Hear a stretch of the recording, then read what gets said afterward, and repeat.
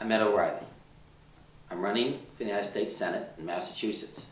I am a Massachusetts Democrat. And I came to the decision to run for the United States Senate back in 2002. In 2002, John Kerry voted for military authorization in Iraq. And it wasn't just that he voted that way, and it wasn't a mistake. It was the motivation behind that vote that really has given me the passion to run for the United States Senate. And he knew that vote was wrong. And I sense that he knew that vote was wrong, and that's been confirmed by Robert Shrum as chief political strategist in 2004. That John Kerry weighed his own personal political ambition in deciding whether or not to send our troops into war. And that was the beginning of my decision. And then I watched John Kerry run for president, and I felt that he didn't stand up for democratic principles and didn't stand up in Ohio when there was massive voter fraud, and walked away from Ohio with $15 million, and some of that money was my own money. And back in 2002, I actually was a Howard Dean supporter. And many times people ask me on the campaign trail, they'll say, well, what are your chances of winning? And people sense that they want to vote for a winner. Well, in 2002, I didn't vote for a winner necessarily. I voted for Howard Dean, at least with my money. I was a firm supporter of Howard Dean's because of principle. I believed in, at that time, civil unions, which is now gotten into a marriage equality issue, which I firmly support. But also, he was standing up. He was the only person standing up in that primary, in the Democratic primary, against the war. He was the only person standing up and saying that we should not be going to war with Iraq.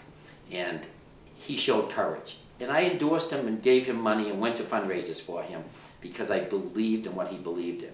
So if people want to support my candidacy, I think it's really important that we act on principle.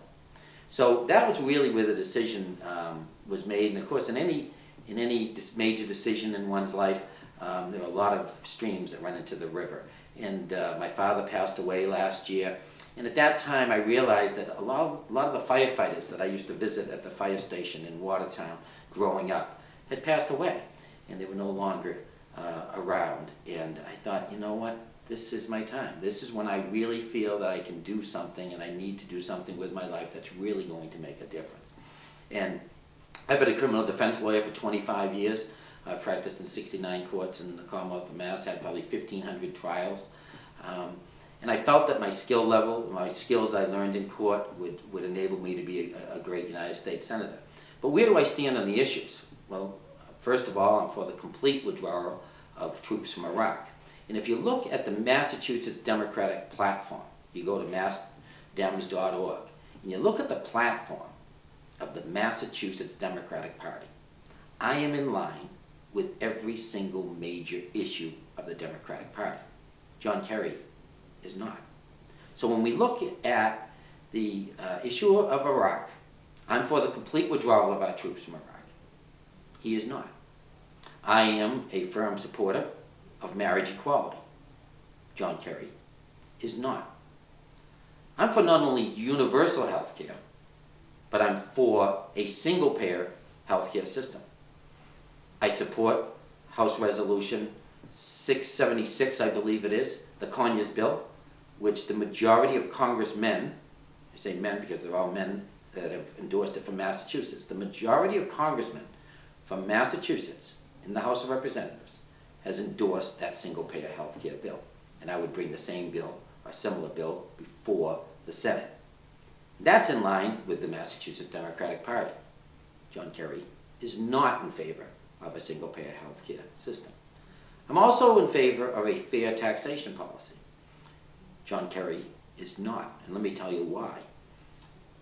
For example, hedge fund managers. Hedge fund managers in this country make vast amounts of money. The top 25 hedge fund managers last year made $14 billion. Now, you might say, well, that's great. And I might say that's great too, and I'm happy for them. But shouldn't they be paying the same amount on their income that you and I do? And they're not. They're paying on their income capital gains rates on their taxes. They're not investing their own money. They're investing other people's money into capital investments. But they're still getting a huge tax break. And the Washington Post has said that this tax loophole is so large, you could drive a Mack truck through it. Well, it is so large in terms of money that if we closed that loophole, the money we would gain in the United States Treasury is enough money to pay for all the health care of every poor child in America through the age of 12. So that's a huge issue. And John Kerry is not in favor of closing that loophole. He's talked about phasing it out over 10 years and etc. But let me just say this. He was one of the senators that did not want this tax loophole closure to come before the United States Senate.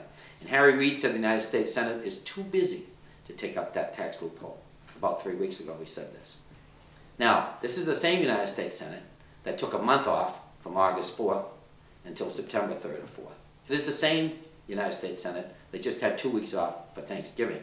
And it's the same United States Senate that says they're going to have a reduced schedule so that 1/3 of their members can run again for office, or maybe a few less because they're not running again. So that is a huge issue, and I'd just like to say this. Over 60% of the lobbyists that were hired by the hedge fund managers gave money to Democrats. And I think as Democrats, we need to look at that. We need to look at ourselves. And let me just add, that amount that were paid by hedge fund managers was $6 million. $6 million was paid for lobbyists to lobby against that tax loophole from being closed.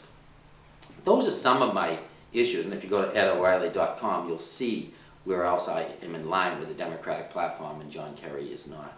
And lastly, I'd just like to say why I'm qualified. Why I'm qualified? Well, I have the heart of a firefighter, and I have the skills of a trial attorney. My father was a firefighter, my grandfather was a firefighter, my uncles were firefighters. My brother's a firefighter. I was a firefighter. I was a professional firefighter in Watertown, I was a professional firefighter in Gloucester, union member. I know what it's like to work and to go to law school at night. I understand what it's like to live week to week on a paycheck. But I also gained, in my 25 years as a criminal defense attorney, I've gained skills. The same skills necessary to be a great United States Senator, to be an advocate for the people of Massachusetts in Washington. So those same skills of negotiation, of building coalitions inside the United States Senate, but also standing and fighting. I've had probably 1,500 trials, I don't keep track of them. And I don't advertise. All my clients came on the basis of referrals because I do the work. I did not advertise, it was not a photo opportunity type of a practice. It was all by referrals. It was all because each client was my best advertising. Well, I want the same thing in Massachusetts. I will represent the people of Massachusetts. I will do the work. I am traveling across this state. I've been from P-Town to Williamstown. I have crisscrossed this state. I am doing the work. People see that I can do the work, and I am working it. The same way I'm going to work for the people of Massachusetts as an advocate for the next 6 years, if they choose to elect me as their representative, as the Massachusetts Democrat that I am. And I'd like to just say one more time, I am a Massachusetts Democrat.